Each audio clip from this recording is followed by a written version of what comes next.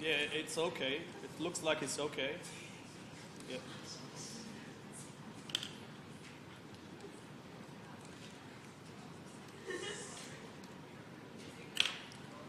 So how about continuing this lecture? Yeah? So I need to sit there and you come here. All right, guys, so I was thinking that we are the first persons starting the first lecture on the first day, but somebody before us has cut the ribbon, so we missed that opportunity. My name is Ali, and I will be your chief examiner and lecturer for this unit. I have done this unit for the last year, for the last 2 semesters. So I took this unit over from Professor Elaine, who left us last year. And I also lecture some other units. So you might have taken derivative 1 with me. If so, raise your hand. Good. And also I've done some modeling. I do some postgrad units here as well, banking, financial markets and institutions. So for the other units, I'm not in charge of making any materials or doing any assessment, but I'm in charge for this unit, the whole top to bottom. So if you have any concerns, I am the person who you must contact. If anything is related to the content, you can either talk to your tutor if you don't feel happy with that. So the final contact would be me. I have designed this unit. I have a revolution, I would say. I have a whole moderation on this unit for this semester. So if you have done this unit last semester and you have failed, I call those guys my old friends. So my old friends, I have a bad news for you, which is all the assessment has been changed. So now we have all new materials in place. And the format of the questions has been changed thoroughly. This semester, we have moved toward more quantitative approach. If you have done this unit before, you know what I mean. We mainly focused on the theories, descriptives, a few questions here and there, a few hedging problems here and there we did so, but this semester is going to be a new approach. We are moving towards being more quantitative than qualitative. So we work with Excel sheets, we work with spreadsheets, all the simulations, all the applications that we do this semester is through spreadsheets. And I'm happy because I see many familiar faces from derivative 1. So you are the master of spreadsheets now, and you will be happy with that. So it's a good news for you guys, and the bad news for those who have counted on, okay, we had all the materials last semester, they all have been failed, now I know how to do that and play around, but the whole thing has been changed. And another good news is that I have removed the individual assignments out. So you just have one group assignment, which is due on week 11. I'm going through a unit guide very soon, and you will see the changes. If you have a look at the previous module unit guide, you can just quickly spot the changes.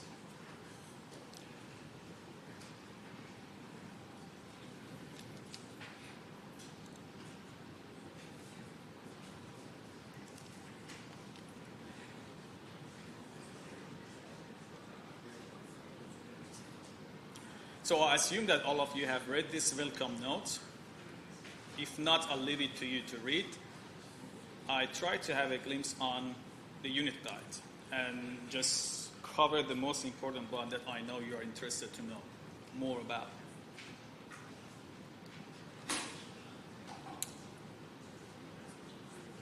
So as you know, my name is Ali.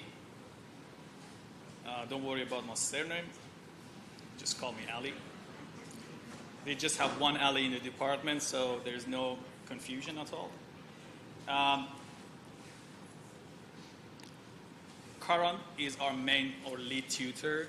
He has been doing this role for past couple of years, so he's very, very knowledgeable in this area.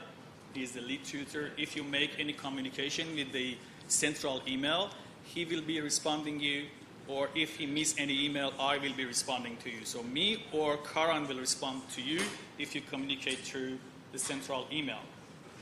And like any other units at Clayton, we have a central email. Please do not send any email to the personal emails, me or any other teaching team. You will receive no response.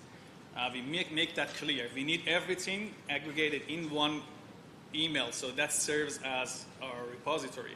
So whenever there is an issue, we can quickly refer to that repository and take it out and see what's going on. If you are applying for any special consideration, don't send it to the personal email. Just send it to. So you know how it works. You are last year students. You know how it works. So Cynthia also has done this for many semesters. So we have a new team member this semester, Lay. You might be familiar with him. He's a PhD candidate, almost done his PhD in econometrics.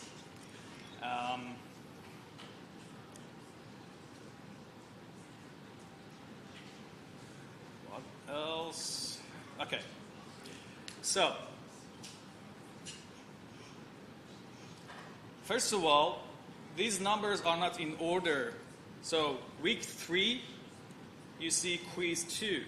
So the number attached to the quizzes are not referring to the weeks, are referring to the order of quizzes.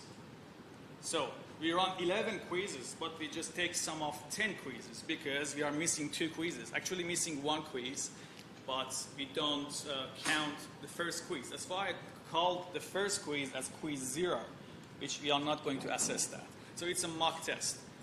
It's a kind of IQ test, just very simple questions. It's not going to be assessed. The mark will not be counted for the final mark. But this, how we can figure out whether the system is working, if you're doing that for the first time, which I doubt. But we tried that everyone is on the line, everyone's gadget or phone is working, is linked to the Moodle, and there is no glitch or not any error in the system. So that's why we're not counting that, but please try that. So the first quiz, accessible quiz, starts from next week. And what is capturing that is the content in today's week. So next week's quiz is capturing today's material. So on and so forth. That's why week 12, which is the last quiz, is capturing week 11. So don't rely on the number here and think that this is capturing week 10. This is just the numbers in order. So the last quiz is capturing week 11 content. So there would be no quiz for cryptocurrencies. And also the cryptocurrency topic is not going to be in the final exam. So it's just for your basic information. We think that cryptocurrency will play a major role.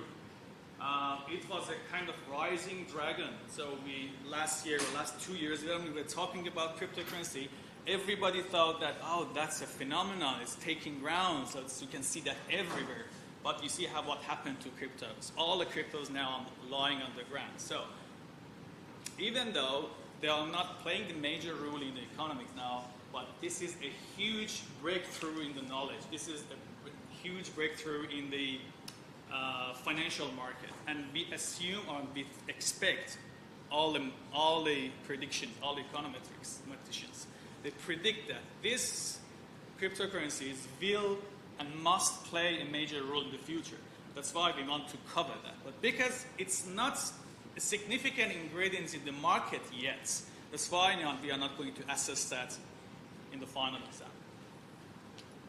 Does it make sense? So, 10 quizzes. And each quiz weighs 1%. So 10% is a total of 10 quizzes. And then next piece of assessment is the mid-semester test. We have introduced that for the first time. Mid-semester test might be on week 6 or week 7. It hasn't been confirmed yet. But we assume that it's on the week 6. Then we won't have any quiz. You are going to miss that quiz because you don't have any lecture. That is exactly at the lecture time. The venue will be posted. You get all the information about the venue, but the timing is exactly at the same time. Right? I think it's in the race course in the Caulfield, I think. But I'm not sure. I don't want to give you wrong information, but I'm sure about the time. The timing is the same timing as the lecture. And then back to quizzes from the week after. Or if the MST is confirmed to be week 7, so we have a switch. It just switches its place with week 7, and this also comes here, so on and so forth.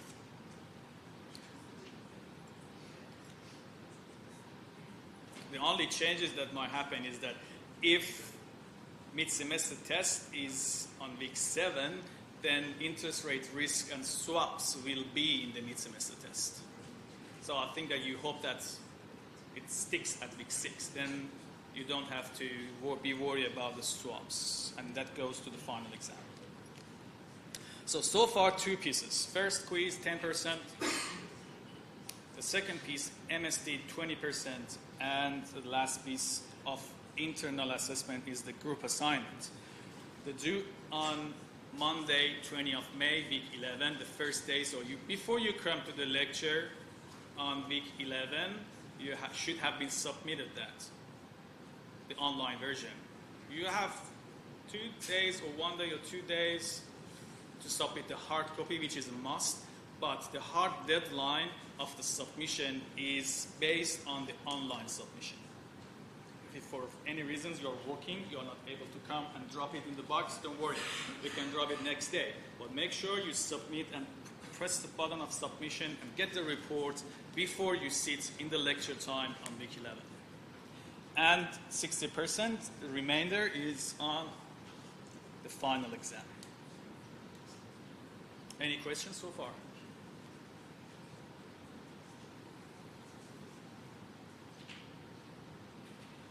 We will talk about the format of the mid-semester test, how many MCQs, how many other questions. I'll talk about that 1 week before the MST. And also I will upload a sample on the Moodle side, and you will be familiar with the format as well. And that would be 100 minutes, inclusive of reading time. So 90 minutes exam, 10 minutes reading time.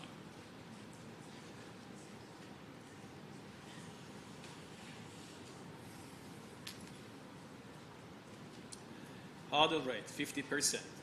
So if you fail the hurdle rate in the final exam, no matter how you have performed throughout the internal semester, you will be failed.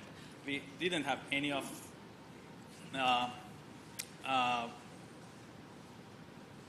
I think no. For the past 2 semesters, all fail was failing the hurdle rate. Nobody was failed for the internal assessment.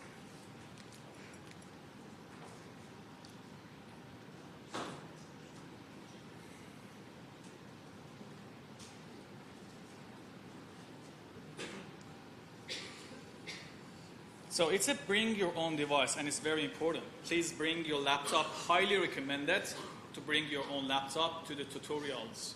We are going to have spreadsheets. So it's almost impossible to do that with your phone. If for any reason you cannot bring your laptop, okay, that's fine. You are there, you are sitting there, you take some notes, and by the end of the week, you get hands on the solutions of the Excel sheets. At least you know how to work it out. But highly recommended to bring your own laptop. For this semester, our tutorial sessions are not equipped with the PCs.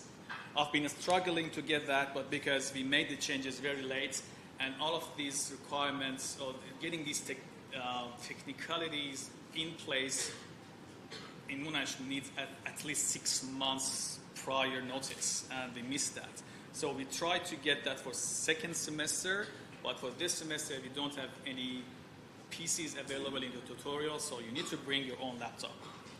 You are not going to miss any marks if you don't, because the only mark you are going to get in the tutorials is on the quizzes, and you know how easy it is that it's 2 questions, You go in your phone and answer, and that's it. If you are not bringing your laptop in the tutorial, you are not going to miss any mark for the spreadsheets. But you need to work harder by the end of the week to remember everything you have gone through in the tutorials. So it's better to bring it. And as you know, for starting from 2019, the HP 10 Plus calculator is not a mandatory and the only calculator to be used. You can use your own financial calculator. So that is the recommended one, but you can bring your own financial calculator, not the scientific one, the financial calculator, which you can find all the information here. That's why the new students who arrive at Monash this year, they are not going to receive a complimentary calculator anymore.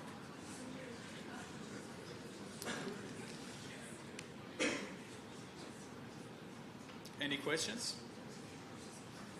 Okay.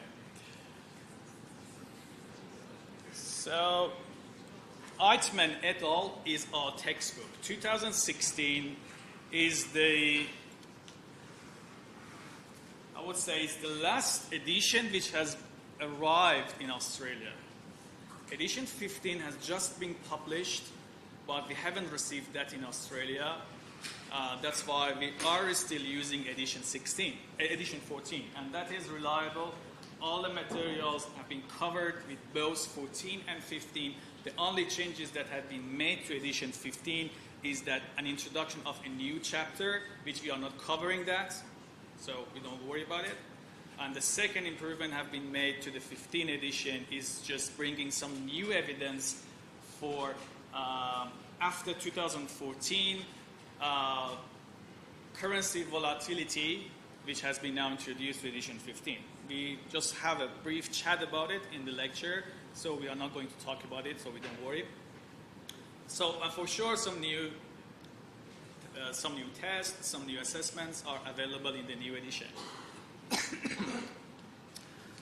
I'm not saying that buying a textbook is a must. I know that's your question, but it's not a must.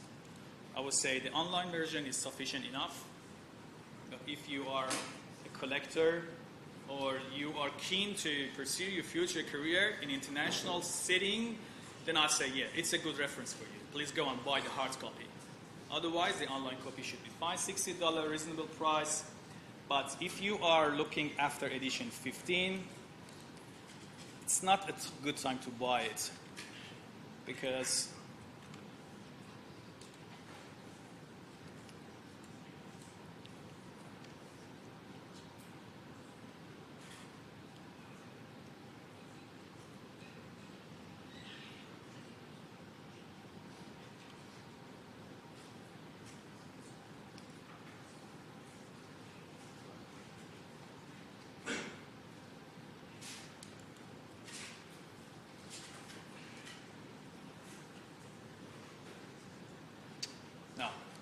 so it's on the Pearson US website. The price is $350 US. So I don't recommend to buy it. Unless we wait to see when it arrives in Australia's land. So we are down under, we expect everything arrive late here. Then we see how the price will be modified. But now it's $345. You can buy it from Amazon. But it's not a must, it's not recommended. You can still use this version, which we use throughout this unit as well, and still reliable.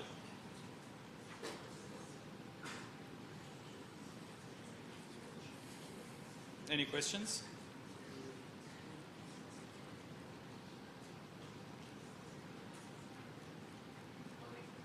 Yes.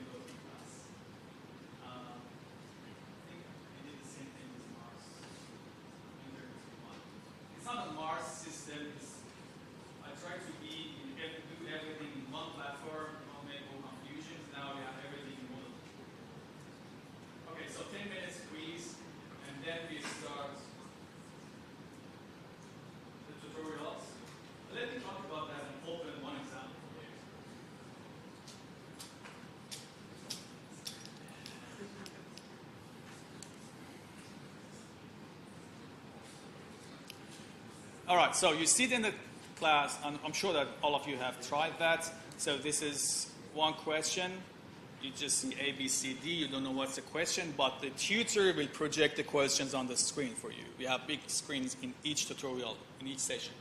So you see the questions, you read the questions, and you see the answers alphabetically on the screen, and you pick the right answer and choose the right answer on your Moodle site. You might see a questions in numerical that you need to key in some words, specific words, one word, alphabets, or exact figure. That's the only place that you need to key in something and enter. But very rare, mostly we do the MCQs. So that's a 10 minutes, like 5 minutes gap before and after to get everything's up and running. Let's say the first 15 minutes. And then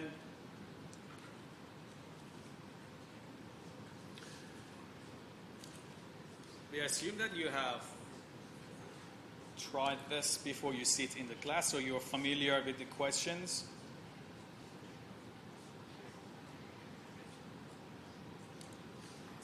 Usually we have 3 sets. Except week 1. Let me open week 2 for you. Sneaky peek question, week 2 questions. This is a complete set of tutorial questions. So we have 3 sub-questions, or 3 categories. First, the questions, 1, 2, or 3 at max, we have questions. They are covering the content. They are theories. You need to describe something. That might be referring to one case, one example, or referring to one theory. Or, like this example, you need to calculate a very simple calculation, just converting one currency to the other one. So the first part is questions, mostly theories. The second part is the Excel spreadsheets. So I have designed this in a way that the solutions and the question are consistent.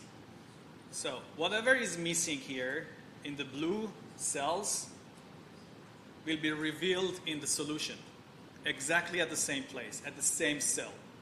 If you want to take notes, so that's going to help you when you look at the solutions. And some notes here which now are hidden, but when you get the solutions, you also have access to all the notes here I've provided. So you have the assumptions and the questions. Usually what we ask for to fill in the Excel sheets is on these blue or whatever color it is, green. You need to fill in these green cells in the tutorial. So the tutor will help you. But we are not going to cover all the questions. We have 5 questions and we have just 40 minutes, right? We don't have enough time. So I urge and I ask you to have a look at that and pick the most important ones. And ask your tutor, please cover just question 4 or 5, which are the most important, because you get answers to them. Why you want to waste time to go over very simple questions? So try them on your own at home, and when you come to the tutorial, ask for help on most important questions. Some of them are very challenging, some of them are very straightforward, so we want to make sure that we have a consistent knowledge, a consistent understanding of all the questions. Even your target is not an HD, but please try to get hands on the HD questions. And this would be a snapshot of this Excel would be on your final exam and in your midterm. So you need to be familiar with these spreadsheets. I take the snapshot of one of these, changing the figures, changing the names, and you're going to work it out in the final exam. There are different ways to do. I'm going to explain that week 5 or week 6, depends on which week you are going to have the mid-semester test. So one sort of question might be just writing the cell number. So cell I-25, that's the answer, you get the mark. One might be just a simple calculation. So you need to multiply cell X by cell Y, and then that's the answer. And we have one comprehensive one. You need to do the whole calculation manually.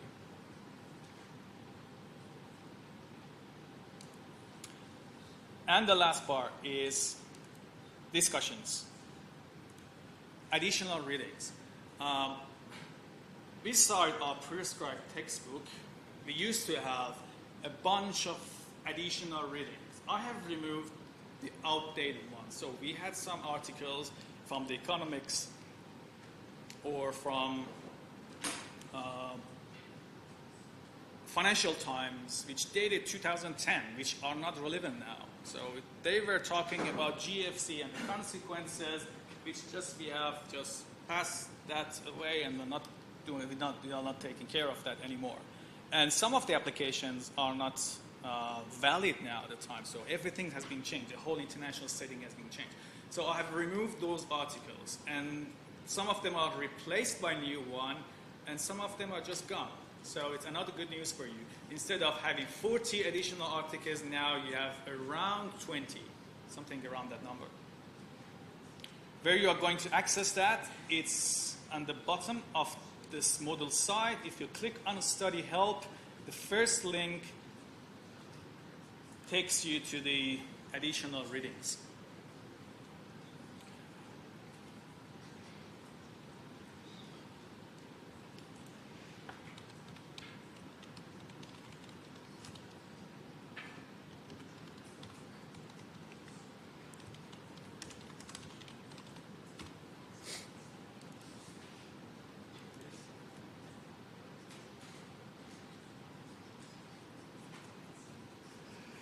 Okay, so week one, additional. The article that you're supposed to read throughout this week is week one.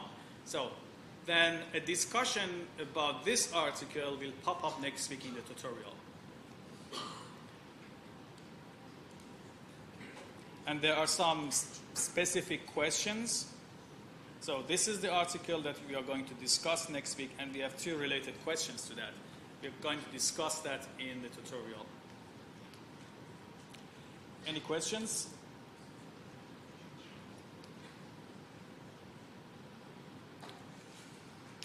All right, so, and as you have noticed, we have a pre-lecture video. It's a very short video. Before you come to the class, you're going to watch that. Yeah.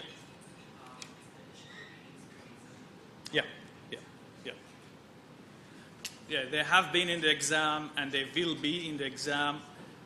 As long as you're familiar with that and you have learned the questions, that's fine. It's not the rocket science. It's not something abnormal. The questions which we discuss about that article in the tutorial, you might see that in the final exam as well, or you may not.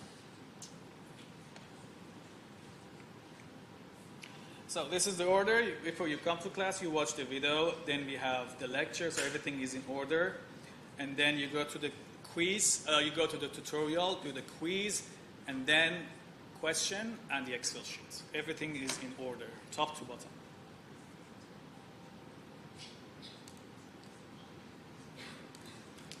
All right, any questions?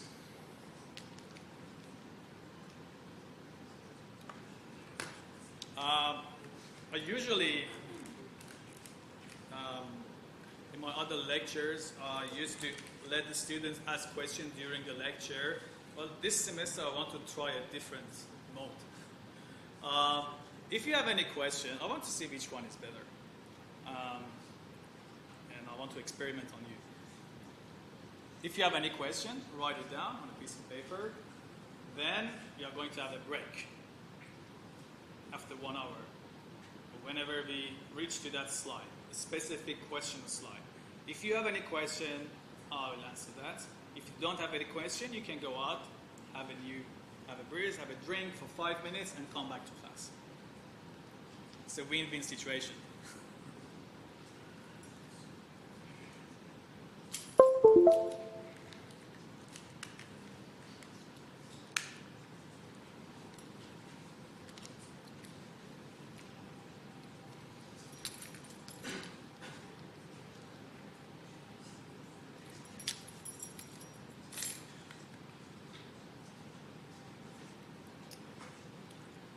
All right, any question before I start?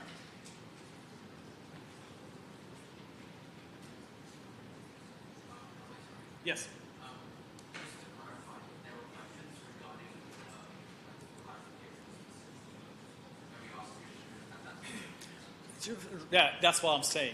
I want to try that. So even if that's a clarification on one specific slide, write that piece of, and address the page number. I will go back to that, and during the break, I will talk about that.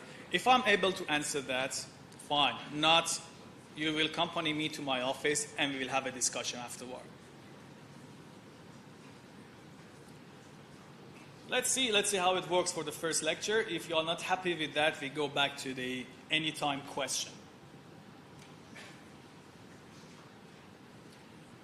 Have you been in the, am I right? Have you been in the global market competition? How did it go? Did you go to Sydney? We went to Sydney. So did you win? No, unfortunately. How did it go? How was that? No, it was really good experience. Okay. It was quite a challenging one because by the time we got to Sydney, it was all the hits of the city group fellows trying to. City groups in Sydney Yeah. trying to challenge you. Yeah. Okay. Yeah. So but I mean the portfolio and everything, we were quite solid on it. It's just stuck in one. How many other teams you were competing with? I think it was seven. Seven? All across Australia. All across the team. And Yeah. one from New Zealand. One from New Zealand. Who won? It was I think it was UQ. UQ. Listen. So you will be next round. Okay. So this week, we don't have any quiz for this content. We just have an introduction on what is international, what do we mean by international finance, and why is it necessary, why we should care about international finance. You have done other units in equity, derivative, risk assessment, modeling. So in all of those units that you have done so far, we have a very simple assumptions. You're working with one currency, is that right? You've never thought about, okay, what is this number attached to currency? Which currency is number attached to? That was a pre-assumption. You're working on one currency, US dollar, Australian dollar. And even you didn't care about it. It was just a number. Popping up and you work with the risk and the return, whether you were doing portfolio maximization, optimization, or whether you are doing the risk assessment on a particular asset, whether it's a liability or asset. You never care about the currency. You just look at the numbers. But now it's the time to look at currency because that's very, very crucial. And that kills a huge industry. It can kill a mega entity. It kills the most important factory in the world. And we have an example for this. So this is the idea. Now we are looking at different dimensions. We're looking at the currencies now. We have learned about the numbers. We have learned about the risk and return and all of those assessments. Now the question is, what if this number has a risk associated with the currency that's in it? So we have a new measure of risk. Whatever you have done so far, you have to do it all over again for a new phenomenon, which is the currency volatility. So as you might have understood, we're talking about the currencies. And that is our main focus. The price of one currency in terms of an outcome. We have more than 200 countries, so you can assume how diverse is the risk.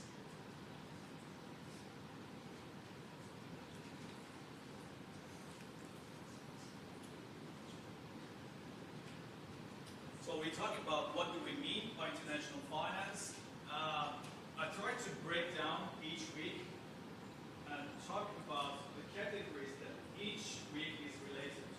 We have three main subcategories here. We talk about some definitions to give you a recall on something that we are going to talk about in the future. Just refreshing your minds about the terminologies that we are going to use.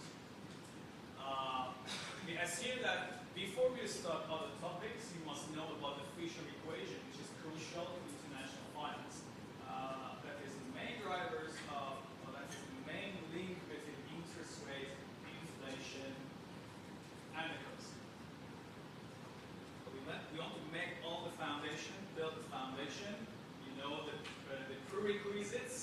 jump into the topics.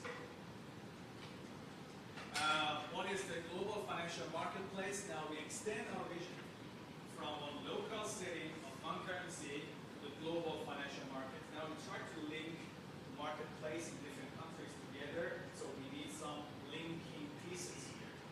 What is going to link these markets together? Who are the players and what is the playing field?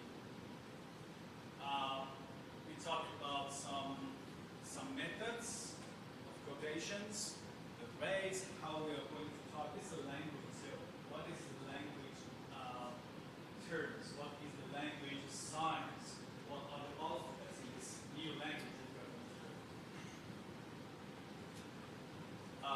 You're going to read this article, which is covered by some questions in next week's tutorial, not this week, next week.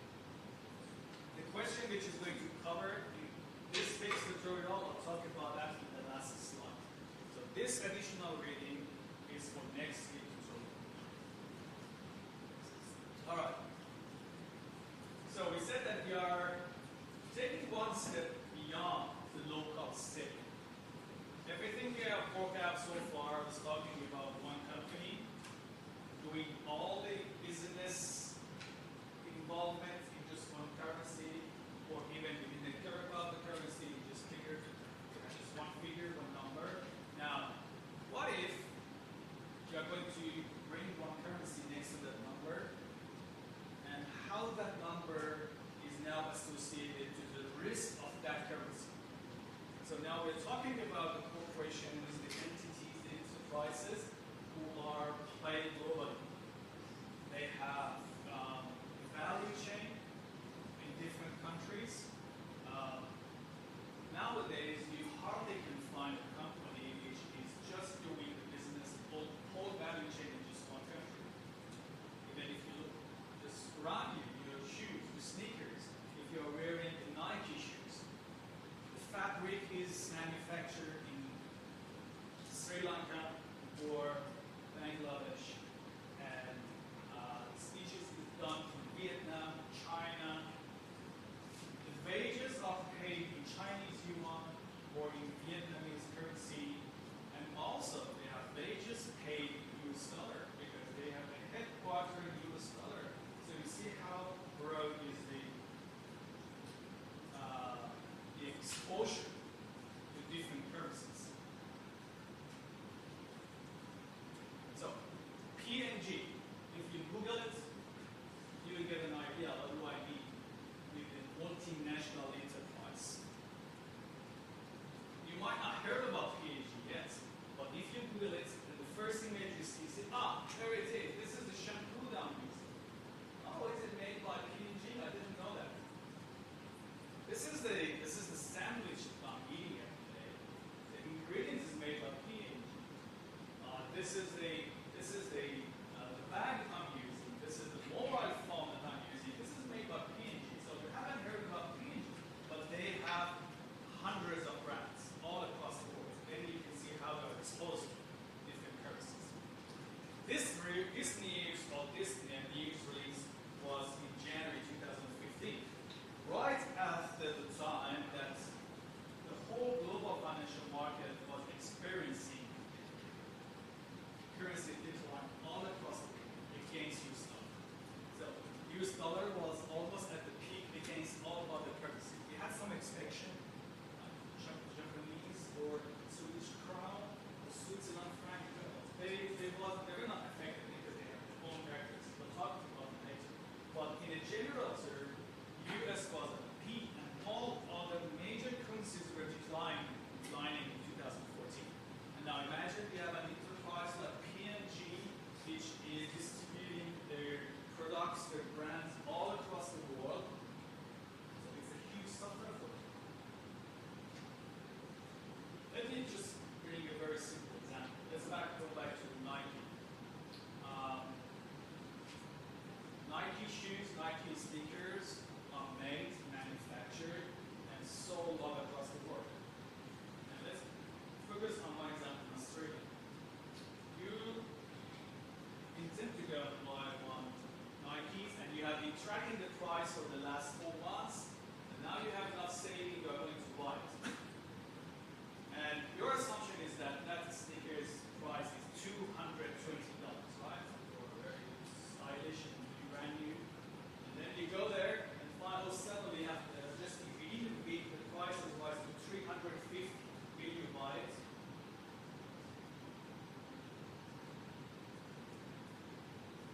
No. Right? Because you can find another sneakers with the same quality with another famous manufacturer like New Balance or Adidas or something else and pay the same price. So Nike knows that. So Nike is not going to increase the price if they are facing volatility in the currency. If Australian dollars is plunging against US dollar, so the revenue of Nike Australian dollar will shrink, right? Because they are pricing on Australian dollar. Now they're receiving less Australian dollar because Australian dollar is devaluing against US dollar, but they are not going to increase the price to cover the loss. So they have to stick to the same price because their product is not a differentiator. It's not the Switzerland watch. If you are a fan of Switzerland watch, you cannot find any replacement for that. Whatever the price goes, you will buy it. But for Nike sneakers, you can quickly find a replacement. So in the more pronounced examples, now you have got some basic economics or trades in it. I'm talking about the commodities. If Australian dollar soars against Japanese yuan, and soybean is one of the most major exports from Australia to China. Do you think that Australia is able to increase the still selling the product at a higher price of wheat or soybean as a commodity? No, China is not going to buy it at all because they can find a cheaper commodity in the markets. So we're talking about the price elasticity of demand. So this is all the factors that we're going to cover throughout this unit. So what happened to this guy? What happened to P&G as one of the biggest enterprise in the market? If you Google that name, you will find out what I'm talking about its size. So after a huge volatility in the currency, when all the other currencies dropped against US dollar, they claim that while we continue to make steady progress on the strategic transformation of the company, which focuses on about those core categories of 70 to 80 brands, on dealing with the brand growth, so they have done everything from the strategic point of view, even to the small micro perspective of the products. Accelerating meaningful product innovation, increasing the productivity, the considerable business portfolio. They are vastly diversified. Who can do that? Size doesn't matter. So the bigger company, the bigger enterprise, the more flexible that you can take all of these efforts. And productivity, I'm just taking you to the ultimate example. And productivity progress. They were not, these the first, were not enough to overcome foreign exchange. So they suffered. Even though they are considered one of the biggest enterprises in the market, the vast diversified portfolio, with enough cash flow to do with all the innovations, things that says, well, they were suffering. So you cannot ignore the currency risk. So MNE is a multinational enterprise which has branches, operations, anything that you can imagine, from the raw material to the distribution of the products and goods, which are located in foreign currencies. So they have laborers, they have fabrics, they have state person, they have headquarters, accounting person, different countries, so they have to be invoiced in different currencies. Nowadays, if you're setting up a startup, a digital startup, within no time you will be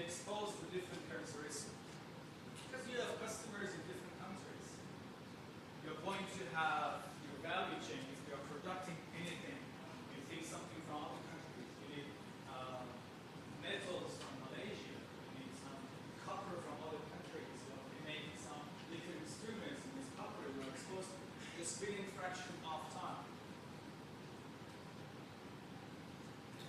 All right, now what is the marketplace for that?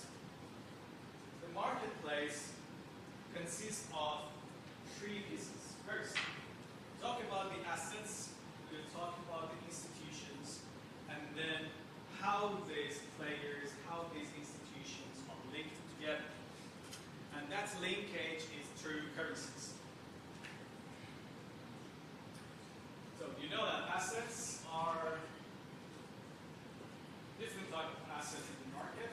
So we talked about the benchmark. We talked about one grounds, which represents the lowest risk and definitely the lower return as the ground of the asset, as the benchmark of the asset. Then you can assume that how you can derive those concepts or other assets from that baseline, from the debts. So debt security issued by the government, as usual, are benchmark of the ground of derivation of other assets. Because we have less risk attached to them, and they are less exposed to financial marketplaces. And then we talk about the institutions. So as usual, we have central banks with a massive liquidity. They can easily play in the markets, buy and sell securities. They can intervene in the markets with their massive position. We have commercial banks which collect all the deposits all across the board and try to invest it. So the main purpose, the main vehicle of that is to issue bonds or provide loans. Investment banks. So what is the difference between investment banks and commercial banks?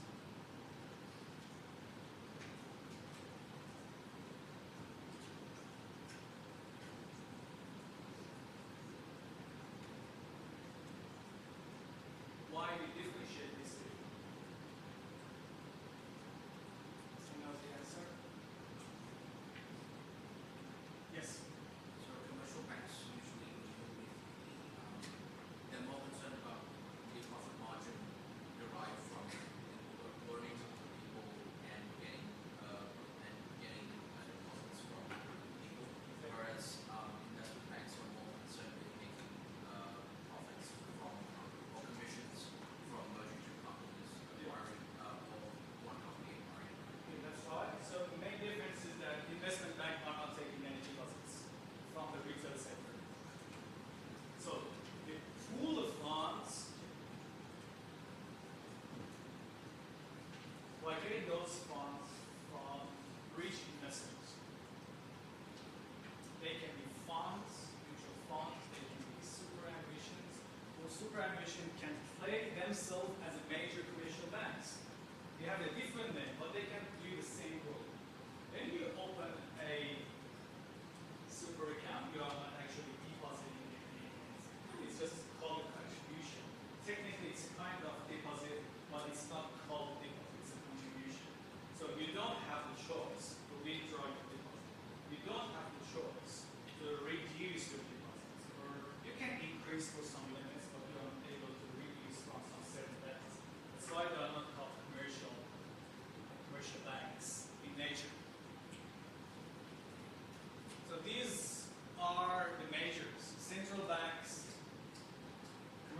central banks serves as the government's banks, commercial banks serves as the retail sector banks, and the investment banks serves as the rich person's bank.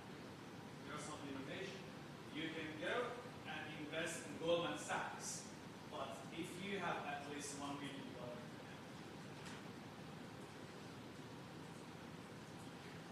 All right, now, if you look at this framework, assume that each of these sections represents one country. So we have these three instruments, we country A, these three instruments in country B.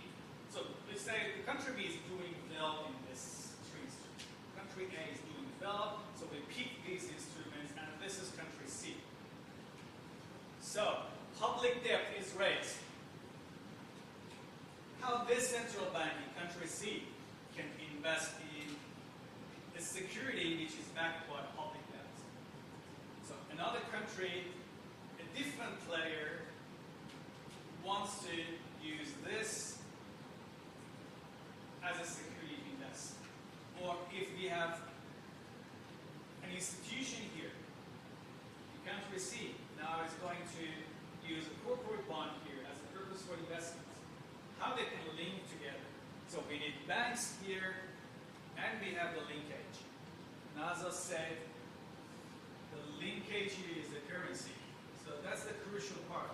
If you remove that, we are going to have three different isolated markets which cannot interact with each other. So that's obvious in nature, you know. That is the main purpose that currency serves. Well, this is just all breaking down in one framework.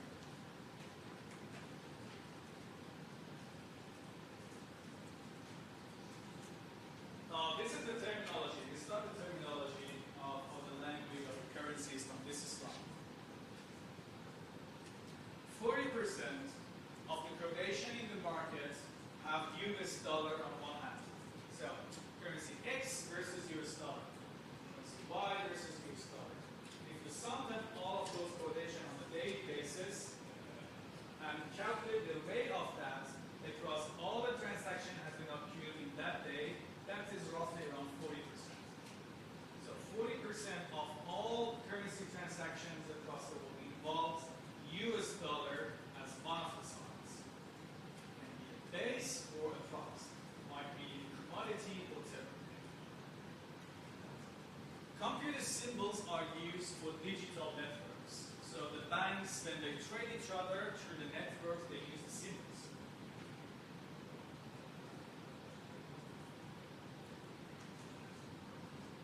Some of the currencies have two names, like Chinese. The official name is Chinese yuan. What is the other name? Chinese yuan. It's very two names. But the official which is used is CNY, Chinese yuan. But the other name is renminbi. So we have symbols which are used in networks. If you go to the bank website, if you go to a queues, the currency queues in the airport, they are using codes. 3-word codes. So this is Argentina's pesos equal to $1 US, 18.5 Argentine pesos equal to $1 for 2nd January 2018. So on and so forth.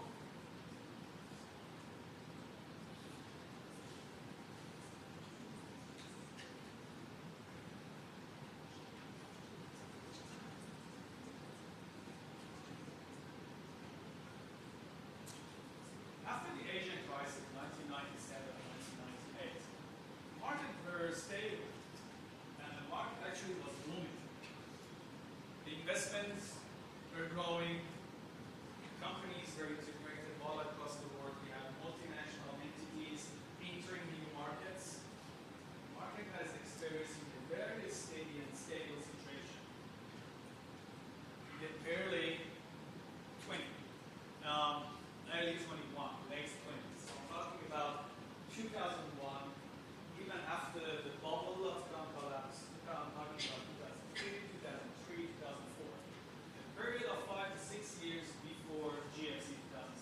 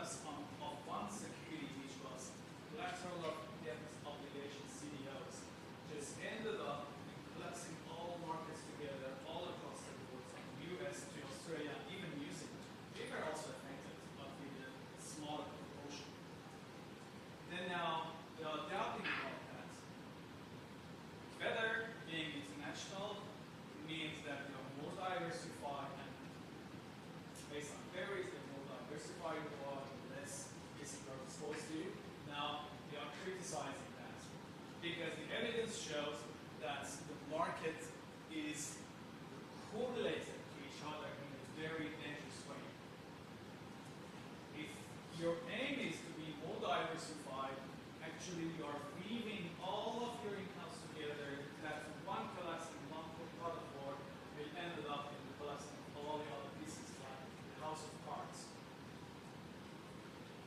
So we have critics about it. Being that massively interconnected is another danger. We will talk about that at week 10 and maybe with some empirical evidence.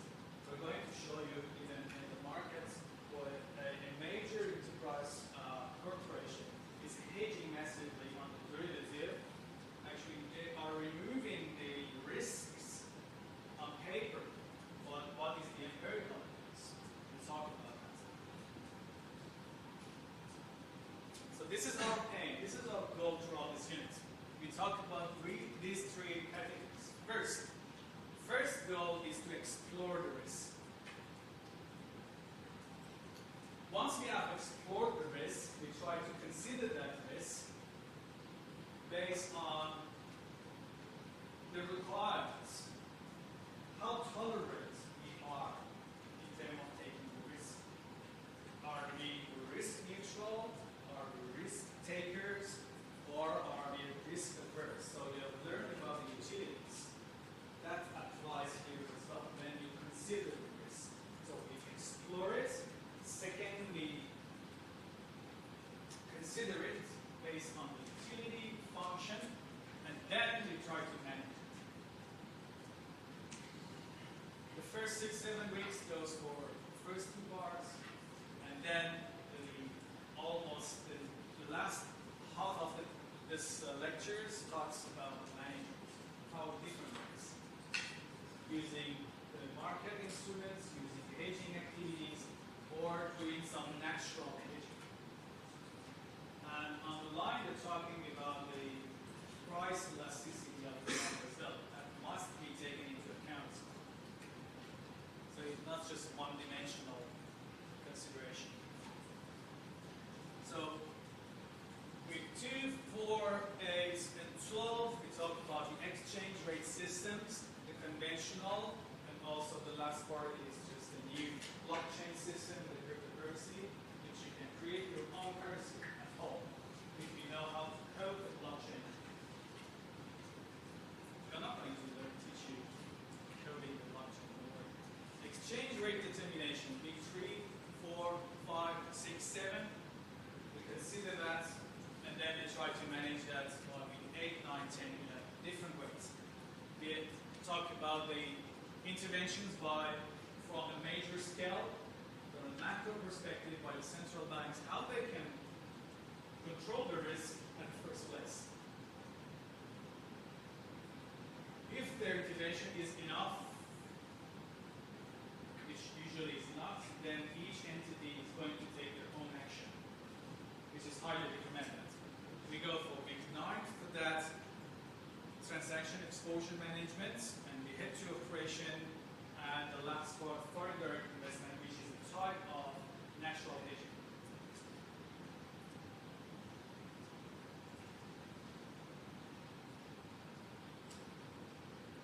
This is, I would say, one of the most important statements that we make in this unit, and we try to make that on the first week, because that will clear some uncertainty for you in the future. Whenever you ask me that question, I will say, okay, go and look at the slide 14, first line. You come to my office with the theory in hand and say, look, Ellie, this is the theory, and this is what we expect from the theory, but the evidence is just contradicting the theory. We have a different, just opposite outcome here. What does it mean? I'll say, look at slide 14. Few of the issues in international finance are set in stone. That is, for many questions there are no right or wrong answer. You will learn that if the interest rate increases, what will be the consequences? And you will learn that if you play around with the interest rates, or the Federal Reserve or Reserve Bank of Australia increase the rate, they can offset some nasty things in the economy.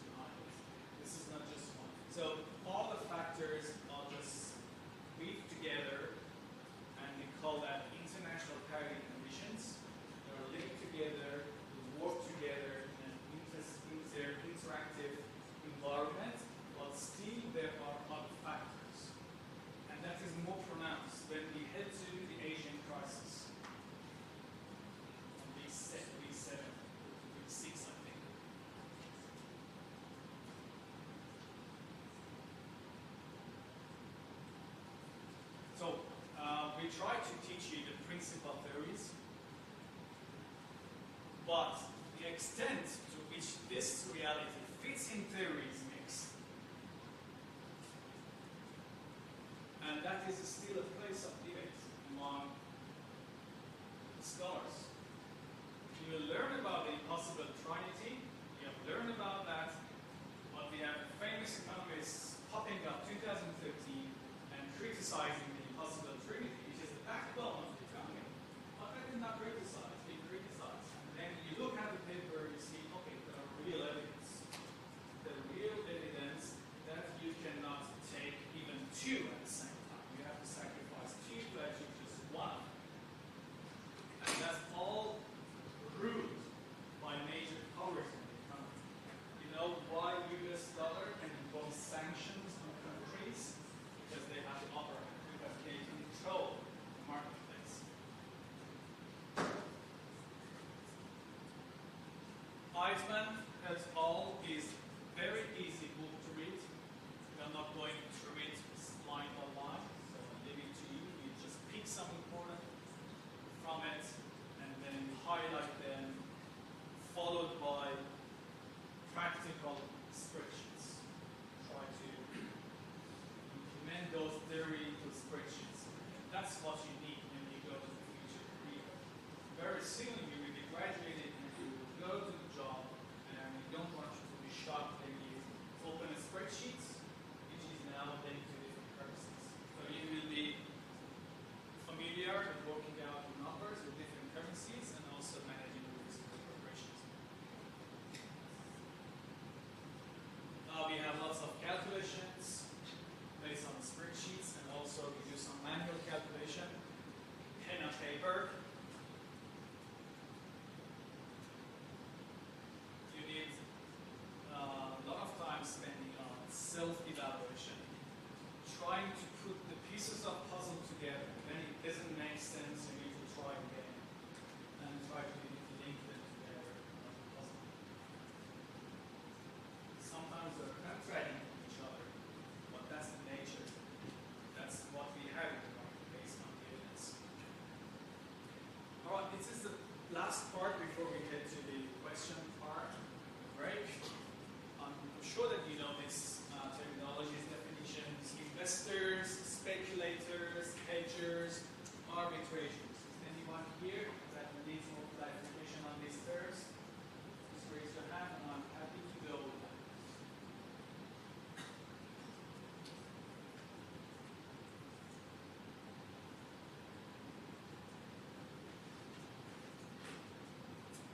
Just about the speculators, sometimes you think that speculation is a very short time. You know that there is a possibility that an asset goes up or even goes down, so we can take a long or short position in the short term might be less than 1 year, 6 months, 1 week, 2 weeks. But we have some speculation position that been placed in the market lasts more than a few years. Do you have an example of any of them?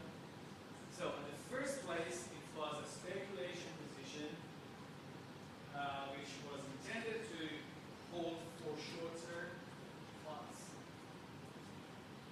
The person who placed them, or the hedge fund company who placed them, are still holding the position. So I just want to give you another perspective. Speculation doesn't mean necessarily very short and last for longer term. But still, that's not investment. So that's a hope for price movement in the favor of the people who place the position. Have you heard about Ben Ackman, one of the famous hedge fund managers in the US? So he had personally, not the whole shareholders of that hedge fund were against him, but because they trusted him, they said, okay, what do we want to do? He placed a massive short position in Herbalife. And his prediction was Herbalife would fall very quickly. some analysis and had some advocates from lawyers that Herbalife is manipulating the markets, and that is against the law, and the regulators will quickly take it down when they look into the business model. So the business model of Herbalife was kind of hierarchy marketing. So you buy the product, and then you talk with two people, and they will be under your position. So if you sell that to the other two people, you get the commission, and then they do the same thing in the lower ranks. So they say that the whole concept is fraud, and what he decided to take a position, I think, about $1.2 billion short position, hoping that the regulation will take it down and make a massive profit. But I think that was taken in 2014, that position, 1 point something billion dollar, now still the whole position. Short position is Herbalife is a statement in itself. He didn't cover the position for 5 years. So at the beginning it was a speculations, wasn't an investment purpose order, but now it's still a speculation after 5 years, hoping that the Herbalife is going down.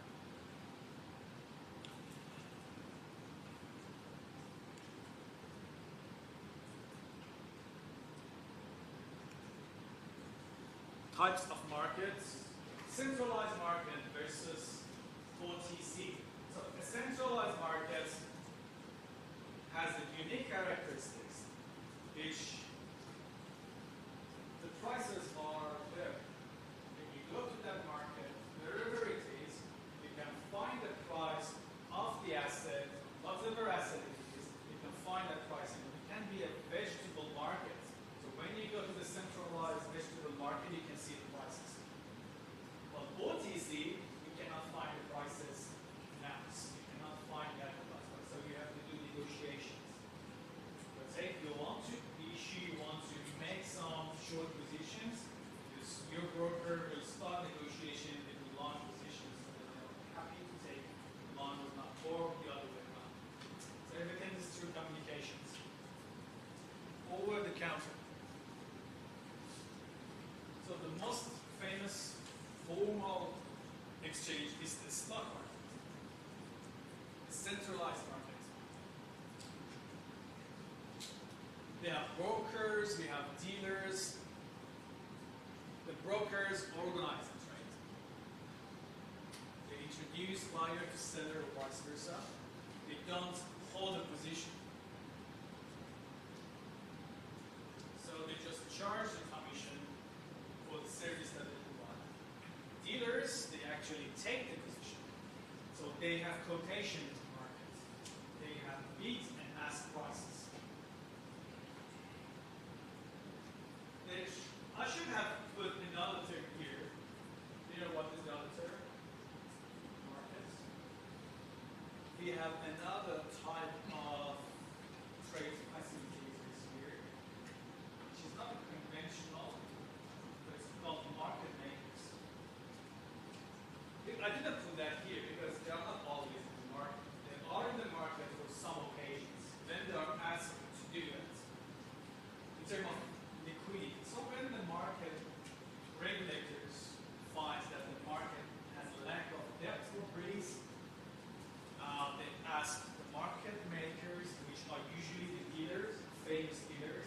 So now they are making new quotations in the market to provide more liquidity to the market. But because they are not very conventional, I didn't put that here. Brokers, dealers are the two major players. Market deal makers. All right, so the Fisher equation is the last part, I think. Yeah. Almost last part.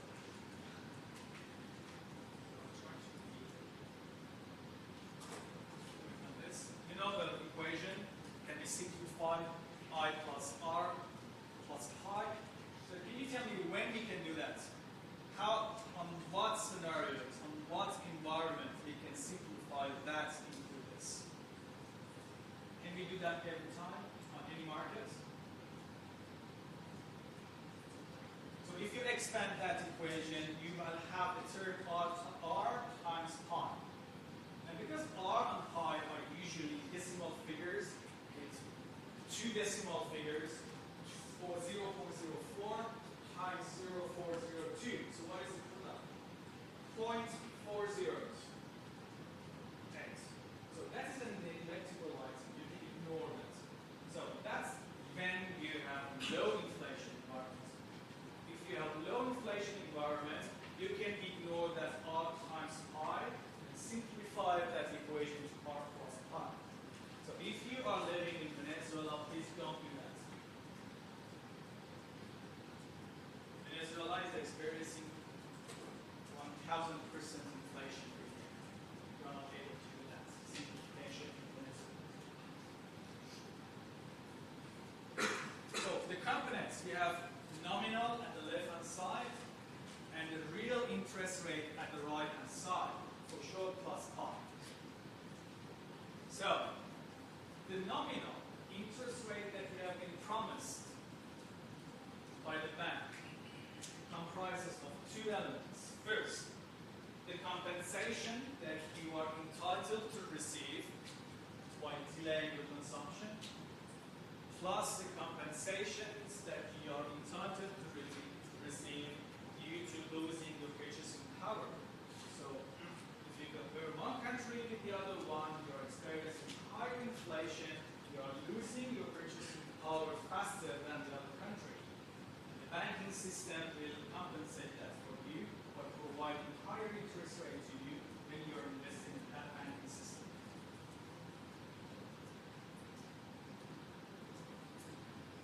Now the question, can the interest rate be negative? Let's talk about the real rate first.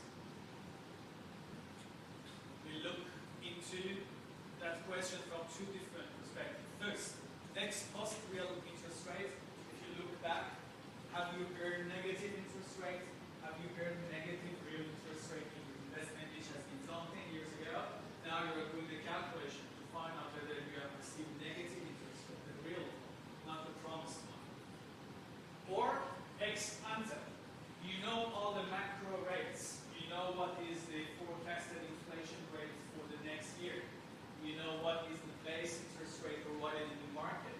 Now you're going to calculate your ex ante real interest rate for the next period.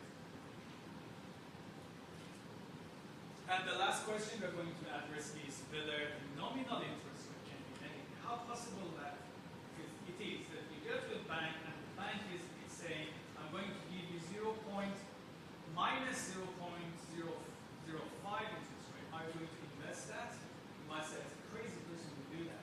But people are really doing that. If you put your money in Switzerland system, they're not giving you any interest, but they charge you some fees, keeping your money safe. So that is considered a negative interest rate. If you go to Japan, not now, but a few years before, you could borrow money with negative interest rate, with nominal negative interest rate. And we have other examples. So, ex post, your grandmother in 1965 had purchased put a large quantity of money, deposited 10-year term deposit with a fixed rate of 4%. She has been promised that she will receive 4% nominal interest rate, but suddenly, after 10 years, the inflation, so for that calculation, the inflation was supposed to be 2%. The nominal was 4%. Right? So, 4%, the nominal, the inflation 2%, so we were supposed to receive 2% real interest rate. But inflation rate rose to 12% in 1975. Now, if you do the recalculation to see how much real interest rate your grandmother has achieved, you come up with a negative figure. The real interest rate that your grandmother has received was actually minus 2% due to inflation increase. How about ex ante? This figure comes from after GFC. Following the financial crisis, due to quantitative tightening, all the rates has moved towards very close to zero, 0.005 rates. Or even if you look at the Fed rates, it was very close to zero. So you know what is the rate for the next period? You know the forecasted inflation rate of 3.9%. Then if you put the figures there, you come up with a negative interest rates, negative real interest rate. If you invested in that environment after the GFC, actually that's large inflation rate, you will achieve a negative real interest rate. You can calculate that and then make a decision whether you're going with that decision or not. And also the nominal interest rate, the promised interest rate can be negative as well. Why? Because some countries are concerned about the growth, so they want to inject liquidity in the market. If you can borrow with zero interest rates, or even if I am the bank and happy to issue a credit card, giving it to you, and I say, okay, go and spend it, I'm charging you minus 2%. Would you do that? Or not? So that's the way I can provide incentive to the consumers. We will go and spend because we are feeling that the economy is not growing. We need more expenditures from you, retail sectors.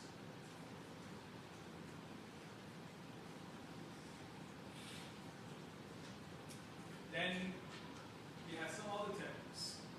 Inflation, disinflation, and deflation. Then we have plunging inflation. The figures are going down. For some period, this is disinflation. Then the inflation goes to negative. This is deflation. If the consumers postpone their consumptions, we have economic repercussions for that. One of the major killing repercussion is that the real value of debt rises. And that's how we link this concept to traditional real economic speak. Why we should be worried about the massive debts held by the government?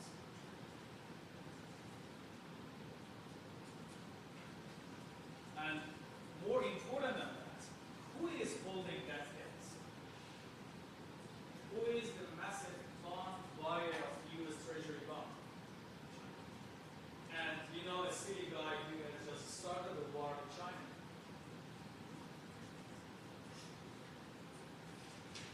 Trade war. It's not a wise decision. Then your massive debt holder is the one that you are going to start a trade war. If everything is fine, if the market is stable, that is fine. But then you have massive debt outstanding, and there are some uncertainty about the future growth of the economy. You are going to learn how that can damage the economy.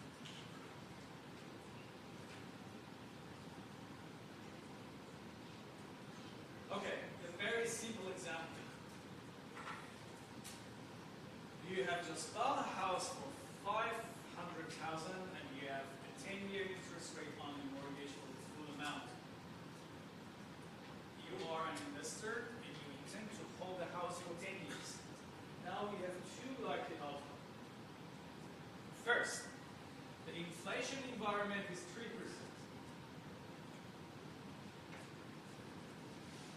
So there are 3% changes. That's a consumer price index. So we can use the inflation as a proxy to calculate the future price of the house. Not exactly the same, but that's just a realistic calculation. So we expect that after 10 years, the price will be compounded to 675. Okay, they're happy with that. We will lose the price of that house.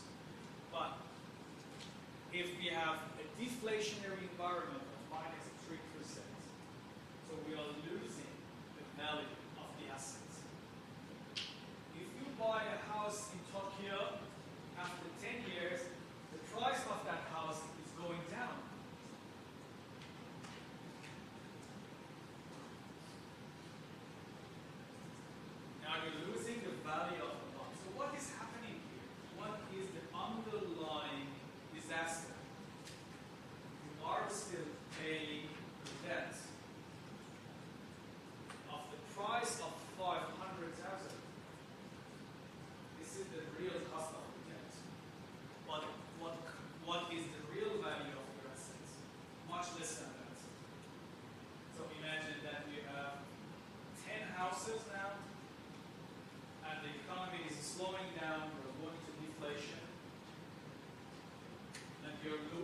value of your assets, but still you are paying this price because you have mortgage in place. You are still paying the higher price.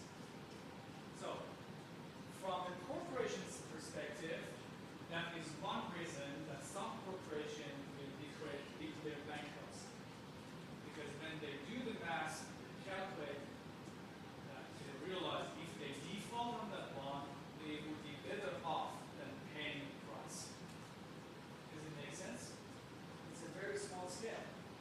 So, how the government can go bankrupt? Same scenario. They realize that they are not able to pay the debt. They are not able to pay the bonds, dividends of the bonds that they have issued. So they declare bankruptcy. What happened to Argentina? What happened to Greece? Even if governments can be bankrupt. That is the real value of debt, which can kill the corporation in a small scale and the governments or the treasurer in a larger scale when we have a deflation environment. So now the million-dollar question is whether we are going to have the economy slowing down in the future or not. If we can be certain about that there would be no recession in the future, okay, keep borrowing. Because you have a reasonable inflation in place and you are not going to lose the value of your assets. Well, who can guarantee that for you? Who can guarantee that there will be another war in the Middle East, raise the oil price high, and then the industries slow down and develop another recession? Who knows that there is another fraud in the market with another instrument like OCP or mortgage-backed securities? Who knows that? Nobody. Unless it reveals. Then we can, we have this instrument based upon a fraud. Look at the market.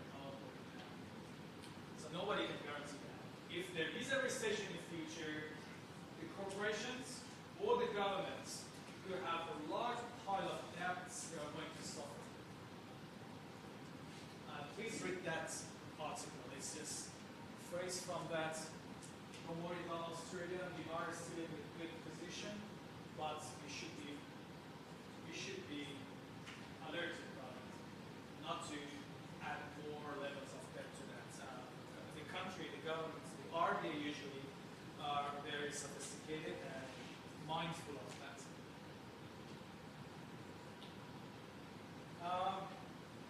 Interventions are done by the central banks when interest rate falls towards zero, which is a deflation environment. What can the banks do? They can do quantitative easing, which has been started in 2013 from the US. After a couple of years with almost zero interest rate, now they are increasing the interest rate. If you track the Fed rates after 2012, you see that there's a steady growth on the Fed Reserve rates. And now other countries also are doing the same thing. They're increasing rates.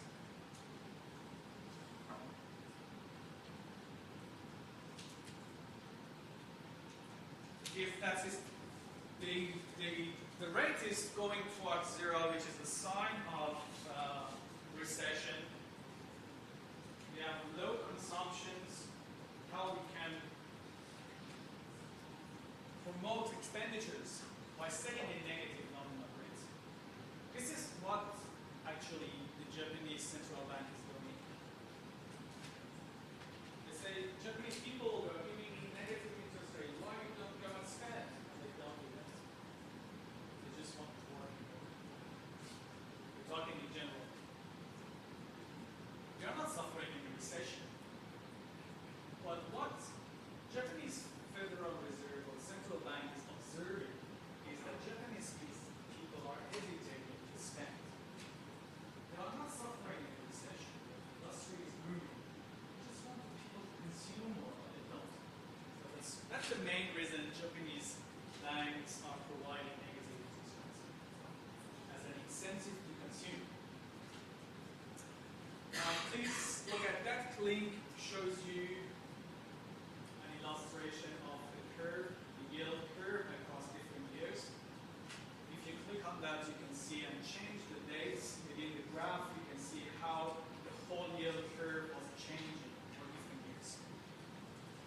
mature ones. And quantitative easing also is explained by the economists in that YouTube link. Please have a look at that. These countries are examples of setting in negative interest rates. None of them are experiencing any recession or any disaster in their economy. They're doing very well. They just want to provide more consumptions by the people to incentive for more consumptions in their economy. Except Switzerland.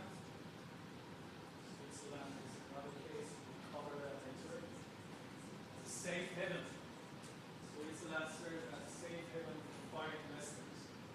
Especially when there is a global financial crisis, we see that the investors are trying to keep their money and even paying some fees on top of that, zero interest rate, keep their assets on the shelf, which is the safest place in Switzerland banks.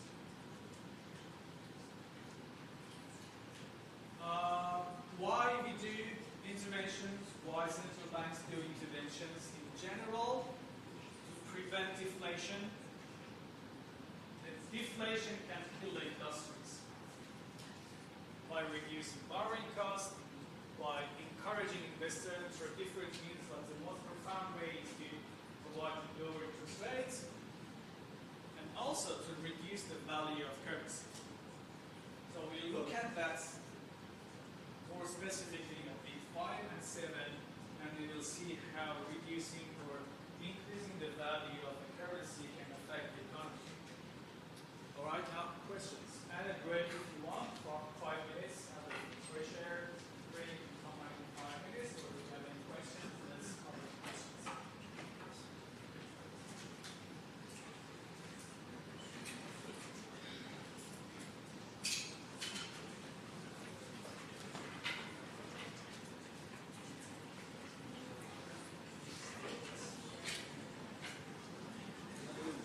Yes. Is your mic on? First of all, is your mic on? Is your microphone on? Okay, so Is it better? yeah, I didn't realize it. Yeah. Okay.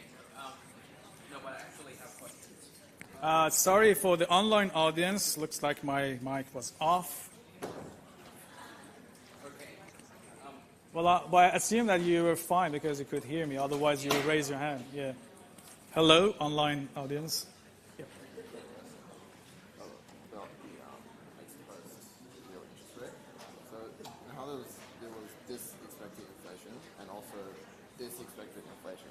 So why do we use the 6% instead of 2%? Is that because this one's in It's 1975? okay. So this is the last year, and then Yep. if you take kind of weighted average of the inflation and take one average inflation for each year. So we had 2%, 2%, and then suddenly 12%, something like that. Yeah. But you need to come up with one figure. Yeah. Is that 6%? That's the 6%. Oh, okay. Like a kind of weighted average of inflation for the whole period of 10 years. Then you use that for your compounding. Okay. Okay. Yep, So yep. this is the result of that. These Yeah, two. yeah, Okay. yeah, yeah. Yep. I want to ask the currency exchange market Mm-hmm. is OTC or formal exchanges? Yeah, we talk about that. This is usually the formal exchange rate, but when you are going to do some kind of forwards rates, we go to the OTC. Okay. We'll so talk about both, that. right? Yeah, both. Okay. It depends. It depends of what instrument, what asset. Is it a spot? Then you can find that in exchange. You can just quickly go online with some of those platforms and just you see the prices.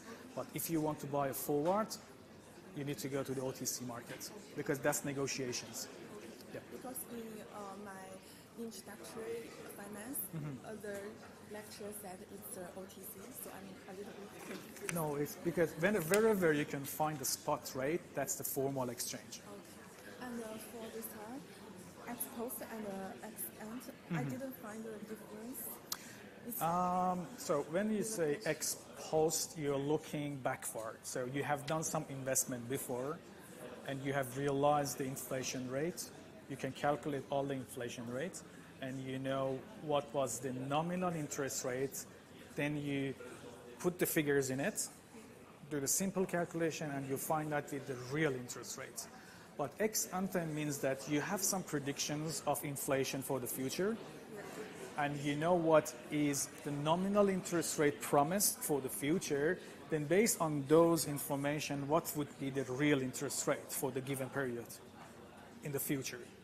Okay, so we anticipate a real interest rate rather than the inflation rate.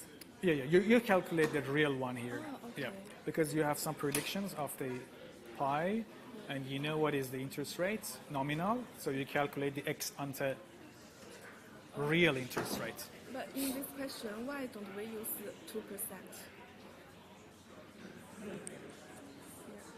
The expected inflation. Okay, so this is the example of increasing of 12%. Yes. So expected inflation was 2%, but in the last year it raised to 12%. So, but you need one rate to do the calculations, right? How you get the right figure, you have 2% inflation for 9 years, but the last year is 12%.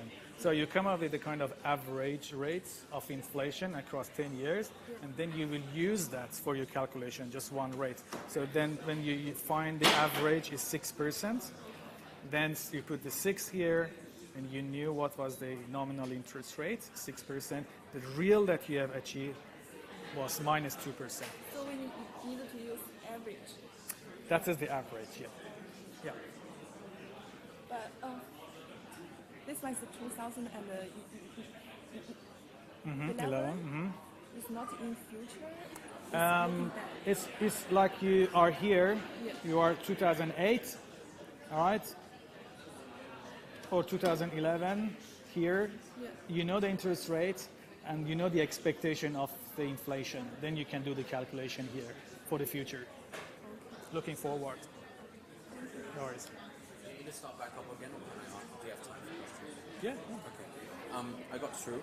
First one, the statement made by the fellow about the Australian economy doing like the debt thing going well. Yep. So it kind of broke off. Given the past like year and all of the problems with the housing market, do you think that statement still holds true? Nobody can say that. This is just belief. This is just the idea. Yeah. Because I think it would have gone up ever since the bubble has sort of collapsed. Which bubble? 2008? No. As in our housing thing. It's very early to say that Yeah. a bubble. We have to wait. Some say it's just a decline of 5 to 10%. On a, Yeah. Some say they might be worse than that, but it looks like they are controlling that. So the RBA have a very close look on it. So ever since they find that it's going down, they have to prevent it. Yeah. They don't need it. It's because our industry is mainly based on the housing industry. If we kill it, the whole industry will go down. So that's one of the reasons they try to introduce a new industry, which was defense industry. They massively put money in some infrastructures to create vessels and submarines because they want to have a plan B. If the housing market goes down, they want to shift those labors from that industry, which has now gone down, to the new industry. On paper is fine, but who knows whether that works or not. So at least they have a plan B for that. Sure. Okay, fair enough. The second question has got to do with the monetary policy tactics. Yep. So with that, would it be, given what was stated out, would it be, the central bank would usually use the tactic based on the sociocultural thinking of the country, wouldn't it? Because, like, I think the helicopter drop would probably be much more effective. Usually they hesitate to do that. And if you look and read the minutes, they usually try not to address that concern. They say everything is based on our pure observation in the macro rates, and this is the reasons. They can do that if they do a massive survey and have some evidence on the hand. Okay, this is the survey we have done. With 2 million responses, we have invested this much amount on this survey, and this is the new evidence. But usually they don't do that. Yep. Fair enough. It should be based on some evidence, academic evidence, at least a survey, not by going and pick some people, what is your idea, like what we see in the televisions. They are not relying on that. Really. No, it should be a true representative of the whole population, which should be through a survey with enough responses all across the states, even the rural areas, the metropolitans, everywhere, so nobody can criticize the evidence. Okay. If you go and do the survey in the metropolitans, I will quickly criticize it. You are not doing a proper sampling. Yeah. Because you need people who understand these. It's sort of bias, things as well. yeah. It should be unbiased. It should be. Yeah. Yeah, Of course. unbiased to sample selection criteria. For sure. Also, for future reference, with asking the questions, we do it openly, or do we come to you like this? No, I'm like as in because of the question time, right? Yeah. Do we ask it openly? Yeah. Or Yeah. I don't know how you'd like it to be done because I can give you a mic if you want. We can start a debate. I Yeah. like it. no, I'm liking the way that this thing is. Yeah, done. also I like that the online audience also hear your questions. So I think from the next week, I'll make sure that my mic is on, and then I'll bring that mic to you, whoever is going to ask questions. Sure. Yeah. You don't want to repeat questions until then.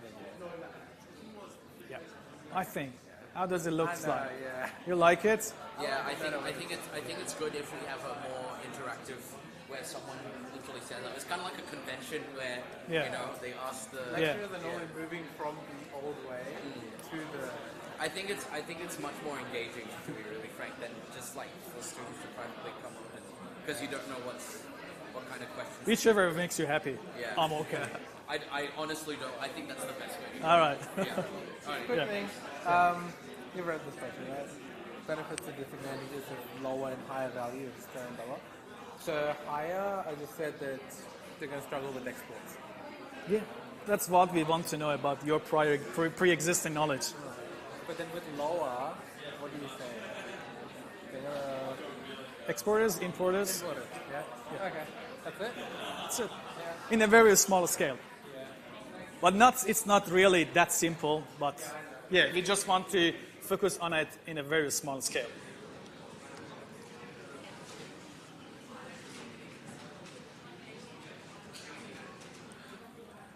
All right, so let's take a vote. First of all, it's not going to change my mind after getting that, but I just want to see how. Do you like the idea of having 5 minutes break and questions separately? Raise your hand. So if you don't want the 5 minutes question time and the break, raise your hand. 1, 2, 3. Now, if you like the 5 minutes break and question time separately, raise your hand. 1, 2, 3, 4, 5, 6, 7. Okay, so we keep going with this format.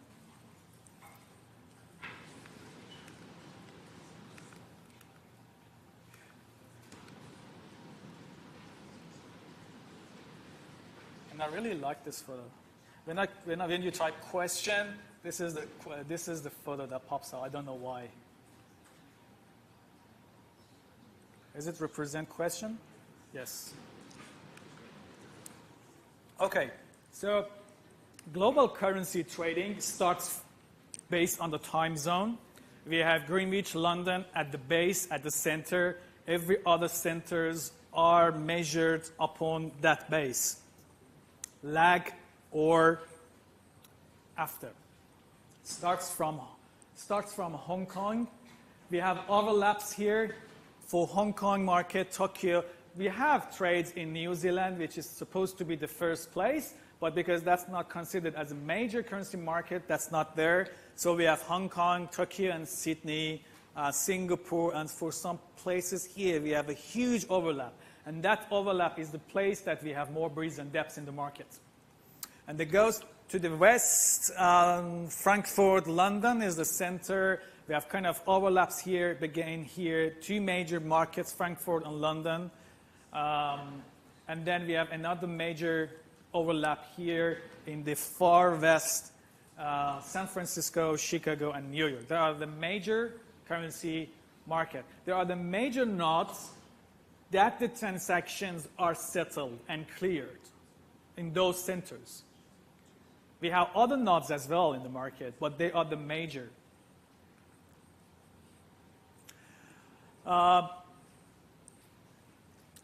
evolution will be covered next week through the timeline, very detailed. The market is based on supply and demand like any other financial assets. Supply and demand are the main drivers of the pricing in the market.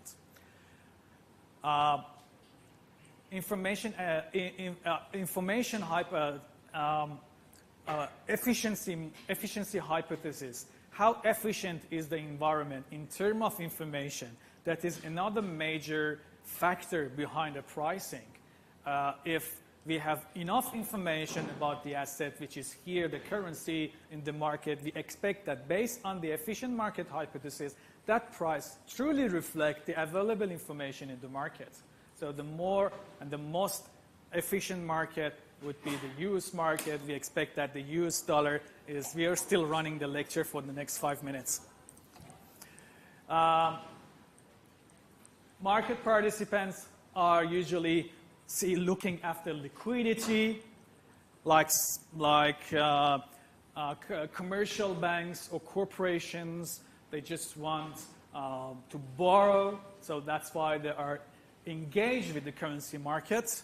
Or some are just looking after profits, buying and selling. The two reasons behind being involved in the currency market, the two major reasons.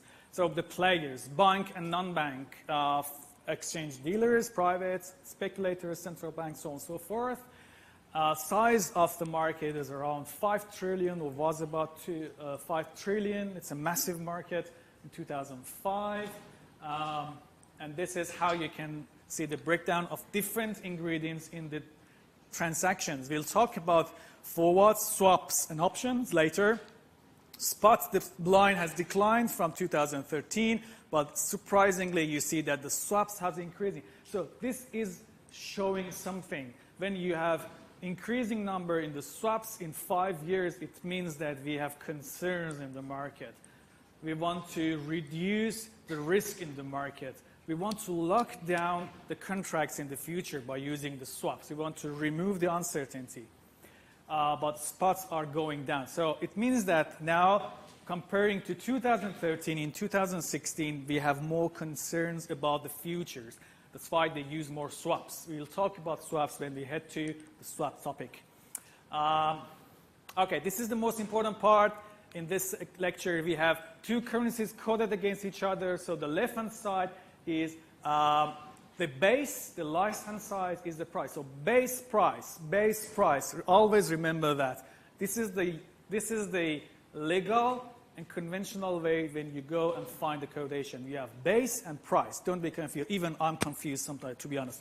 But you have the base and the price. So the base is usually in a unit of 1. That's why it's called base. And the price is how much of the price currency you have to pay or receive to exchange for 1 unit of base on the left-hand side. In some way, they just switch the position of these two, but still, if they do that, they will indicate which one is the unit of 1. So you can figure out which one is 1, which one is the price. Sometimes in other textbooks, they refer to them as a commodity or term. So the commodity is the base, is represent 1 unit of the commodity. And if they say term currency, that is the price. So 1 commodity in terms of how much of the term currency. This is the other way. Try and experience that. Go to the website of the bank and see how they code it. Another confusing part of the currency market is called direct and indirect codation. Almost everywhere in the world use direct codation, where the American broker uses this. So we have base, 1 unit of foreign currency expressed as price in the local currency. It's called direct quotation. But I don't know why in some countries, including Australia, they're using indirect quotation. I certainly don't know why. I didn't find any answer for that. Why we use indirect in some countries. But that's the way it is. If you go to the Commonwealth Bank website and look for the currency exchange rate, you will see the indirect way of quotation. So you have your local currency as a 1 unit. 1 Australian dollar is your base expressed as the price in the other currency. Then if you are going to convert that to the direct, you need to divide 1 by that rate, 1 by that rate, then you can convert that to the direct. So make sure that you don't confuse like me whenever you head to this currency rate. I am, to be honest, still sometimes confused. Okay, so that's the best way to memorize it. Usually we use the direct. Throughout this unit, in the assignments, final exam, mid-semester test, and quizzes, I will use direct quotation, unless I specify it. Okay, this is the indirect. Otherwise, if nothing is said, that is the direct quotation. Bid ask prices, you're familiar with that. The bid is the price the broker is willing to buy, and the ask is the price that they are willing to sell. Straightforward. An example. Euro, base, USD, price, a direct quotation. 1 unit, 1 euro is equal to 1.21. If you go to the kiosk or exchange kiosk or a bank, this is how much they are going to buy from you. If you give them 1 euro, they'll pay you 1.2170 US dollar. But if you are going to buy 1 euro, you have to pay 1.2178. So ask is higher than bid. The difference between bid and ask is called spread, which is usually termed as a pips, two-digit figure. When we are talking about a very common currency like US dollar, there's this very slight difference, very small, tiny difference between bid and ask, which is called in 2 digits of pips. Cross rates, when you have major currencies, but you don't have one quotation for one in terms of the other one in the market, you can calculate that using the other two. So if you divide US per Great Britain pounds divided by USD by euro, so this cancels this, and this goes to the numerator, this comes to the denominator, so you have 1 euro, you have euro per 1 Great Britain pound. This is called cross rate. You calculate a rate which is not available in the market at the moment, or you want to check whether there is an arbitrage opportunity for you. You have quotation from 2 markets. You calculate the cross rate here, which is the theoretical price, and then you find that rate in another market, and then you figure out whether there is an opportunity to make a profit here. It is very rare, especially